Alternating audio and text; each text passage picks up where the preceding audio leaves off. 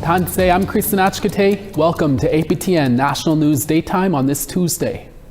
Prime Minister Mark Carney is meeting with coastal First Nations leaders in Prince Rupert, BC today to discuss his government's major projects agenda and marine conservation. Natural Resources Minister Tim Hodgson and Housing and Infrastructure Minister Gregor Robertson will also be in attendance. The meeting comes after Coastal First Nations President Marilyn Slatt said there is no support for that proposed pipeline from Alberta to BC's west coast or a suspension of the oil tanker moratorium. Here's what the Prime Minister had to say about today's meeting. Today is really about a dialogue. It's a dialogue of what's been happening in the region, the projects that have been led by the various First Nations here, the various opportunities that do exist, the imperative of conservation, how we have been doing on conservation. I mean, this immense, precious natural heritage, which is a huge responsibility for all of us, but is core to the identity of the First Nations here. And that meeting with the Prime Minister is expected sometime this afternoon. We'll have an update for you in the evening newscast. The body of a man who went missing after his truck fell through the ice in December was recovered over the weekend. However, the search for the passenger is still ongoing and is dependent on weather and water conditions. According to RCMP, in the early morning hours of December 16th, 31-year-old Corbin Constant of the Mississippiwistic Cree Nation and 23-year-old Tasha Ferlin drove onto Cedar Lake in northwestern Manitoba. Their truck fell through the ice about 75 meters from shore near the Grand Rapids Hydro Dam. RCMP say the truck was found on December 18th, but Constant and Ferlin were not in it. Constant's body was recovered last Saturday. The search for Ferlin continues. Searchers include the Grand Rapids Fire Department, the RCMP, the Hatarian Emergency Aquatic Response Team, or HART, the Prince Albert Grand Council, and the Underwater Search Team from Oak Bluff, Manitoba. In a statement, Prince Albert Grand Council Grand Chief Brian Hardlott said, "Our hearts are with the families and loved ones during this incredibly difficult time. We hold the families in our thoughts and prayers and are grateful to everyone who continues to offer support. With compassion and respect, PAGC stands alongside the Grand Rapids community as they grieve and support one another." The search team says they will keep searching until Ferlin is found. Police and health officials in Saskatchewan are investigating after a First Nations man died after an altercation in a Saskatoon hospital with a security guard in a patient room. Family and friends say he would never hurt anyone, and the family is looking for answers to his death. APTN video journalist Rachel May attended Monday's press conference held by the Saskatoon Tribal Council and the family. All I'm asking for is some answers. And changes. Like, we need to help our people. This can't be happening. Trevor Dubois' mother, Val, says he went to Saskatoon's Royal University Hospital on Monday, January 5th, for chemotherapy related to a brain tumor he had been diagnosed with about 3 months earlier. Just after 7 a.m. on Friday, January 9th, the family received a call that Trevor had died, but not as a result of his cancer. An altercation had occurred between Dubois and an unnamed hospital security guard. Val says when the family arrived at the hospital after being notified of his death, they left without answers and continue to have been left in the dark about what happened. Eventually, hours later, they did let me see my boy before they took him away. But I just want answers. How did this happen? We left the hospital 8 p.m. Thursday night. I get a phone call 7 a.m. Friday morning.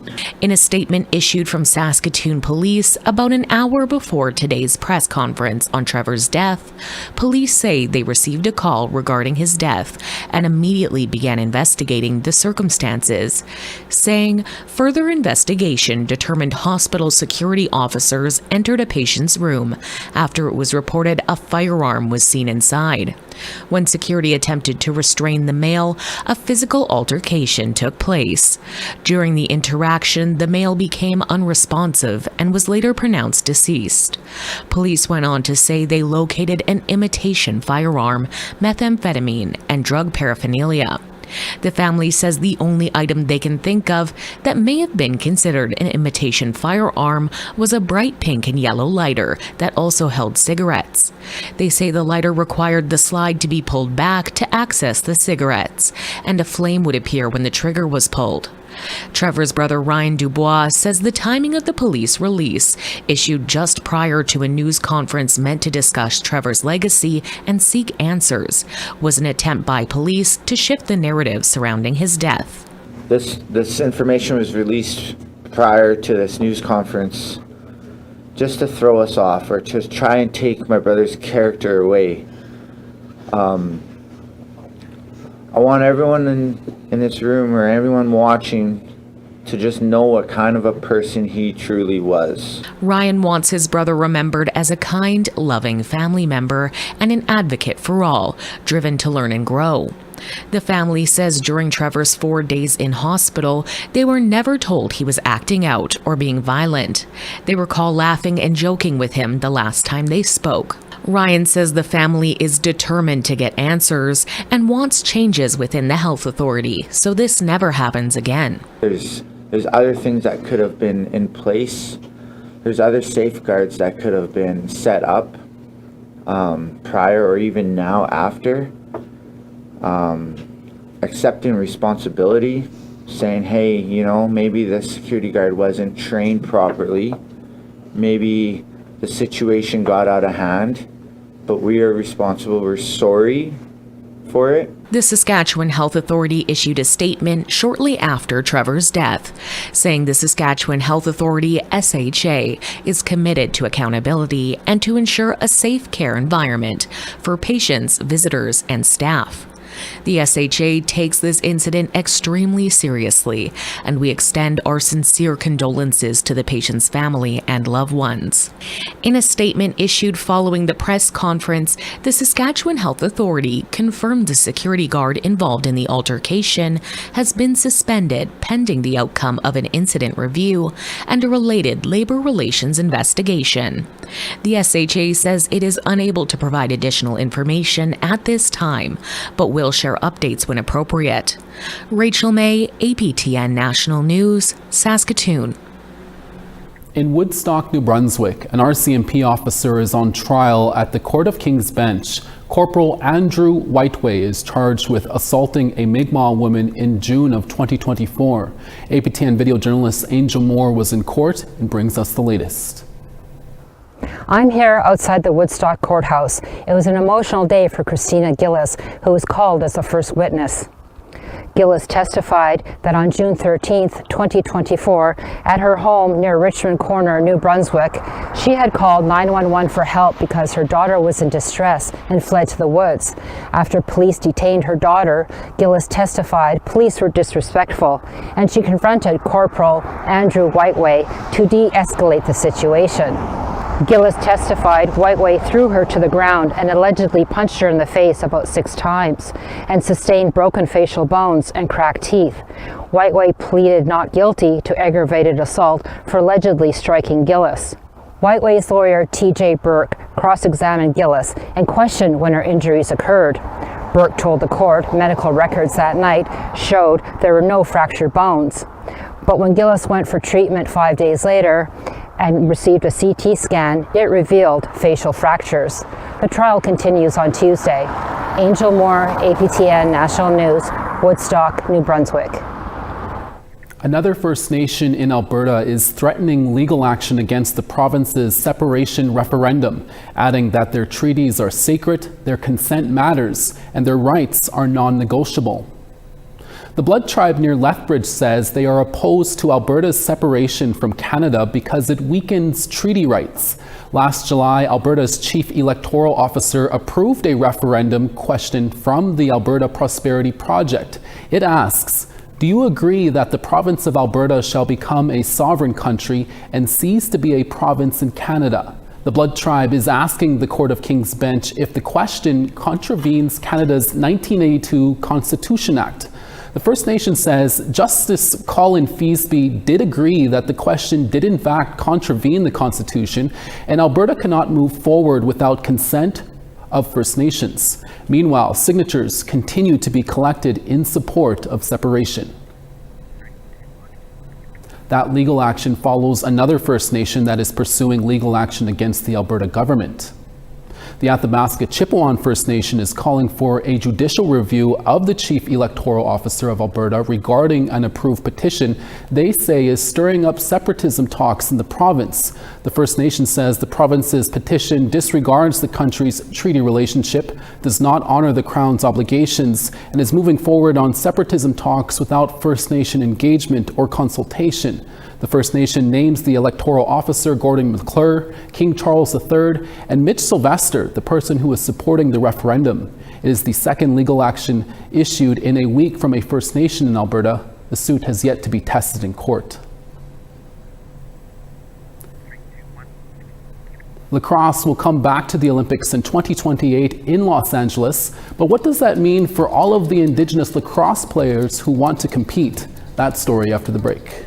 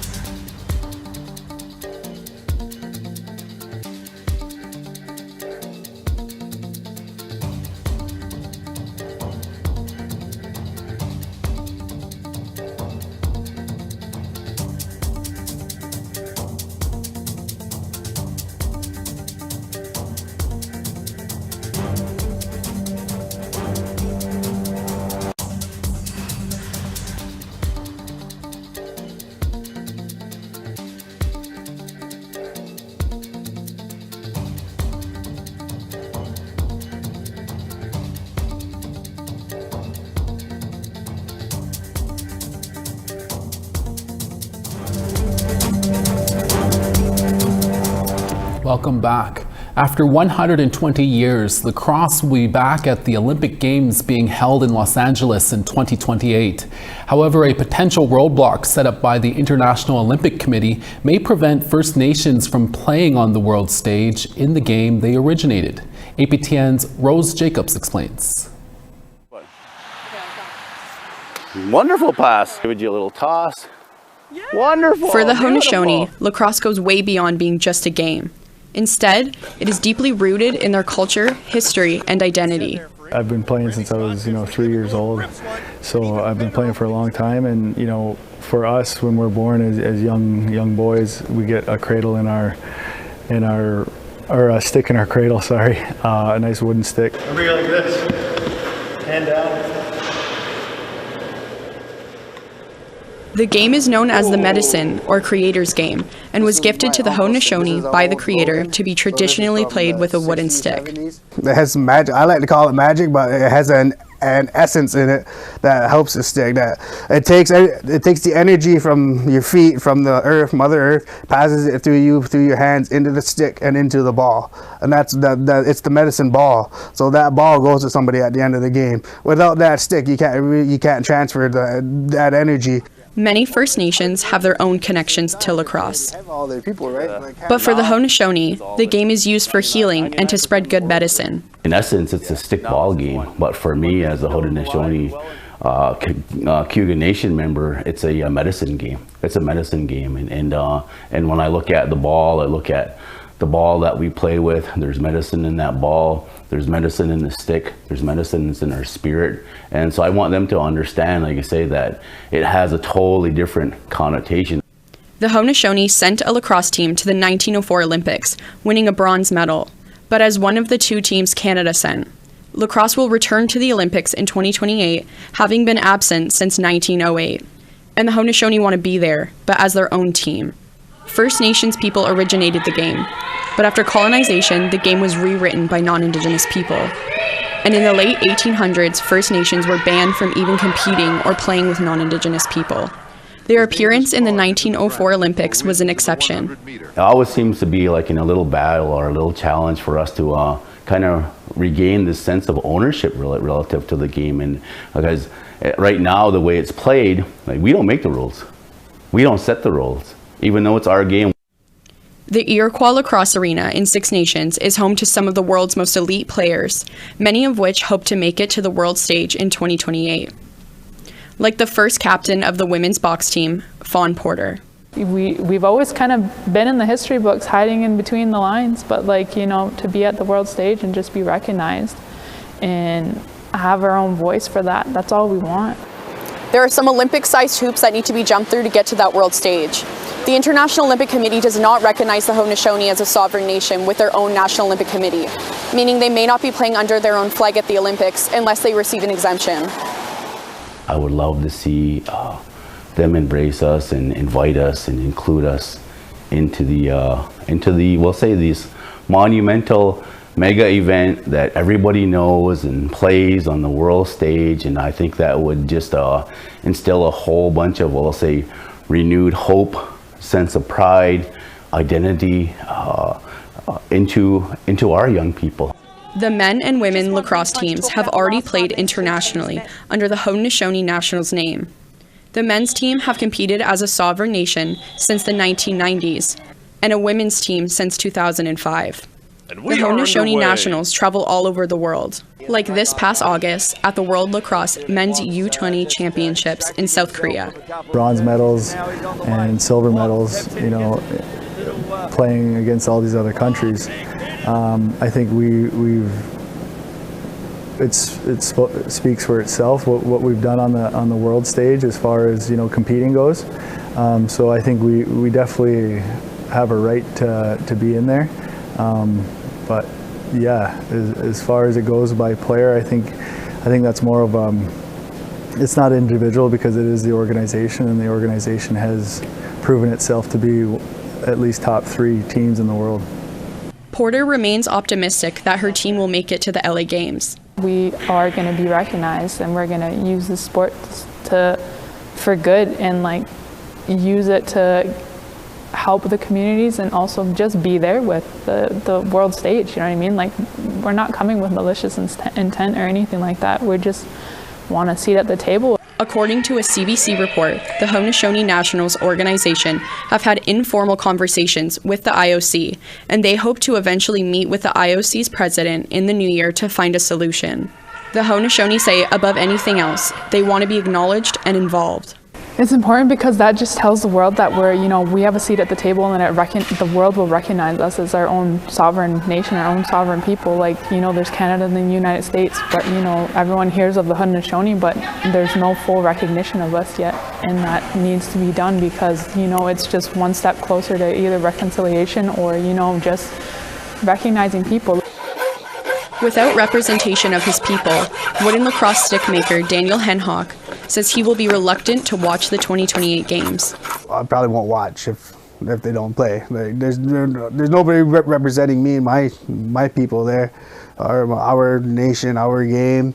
Right? There's no point in really watching after that. I would love to see our guys play, especially on our team. Regardless of the Olympic outcome, Randy Stats will continue his lifelong passion for lacrosse. That's supposed to carry on with you until you pass away, and then when you pass away, you get a wooden stick that's buried with you. So the game is always with you, and it's in our blood. APTN News reached out to the IOC for comment. It replied in an email statement that only National Olympic Committees can enter teams for competition. Without an NOC, it is up to Canada or the USA to include Haudenosaunee players on their national teams. Rose Jacobs, APTN National News, Ottawa.